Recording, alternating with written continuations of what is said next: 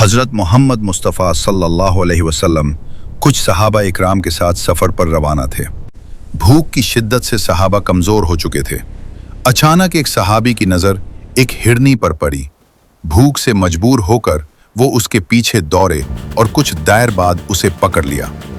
हिरनी की आंखों में जिंदगी की इल्तिजा थी। उसी लम्हे नबी करीम सल्लल्लाहु अलैहि वसल्लम वहां तशरीफ लाए।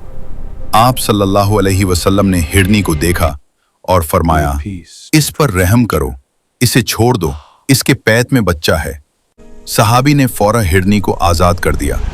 हिरनी एक झटके से उठी और जंगल की तरफ दौड़ गई। अगले दिन जब काफिला दोबारा उसी मकाम से गुजरा तो अचानक वही हिरनी दूर से दौड़ती हुई नबी करीम सल्लल्लाहु अलैहि वसल्लम के पास आई और गोया हुई, या रसूल अल्लाह सल्लल्लाहु अलैहि वसल्लम, कल आपने मुझे जिंदगी दी, आज मैं और मेरा बच्चा आपकी खिदमत में हाजिर हैं। अगर आप चाहें तो हमें ज़िबा कर सकते हैं।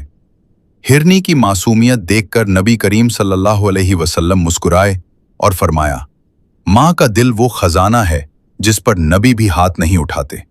जाओ, अपने बच्चे की परवरिश करो, यही तुम्हारी इबादत है। ऐसी मजीद वीडियोस के लिए तारीख 360 को फॉलो करें।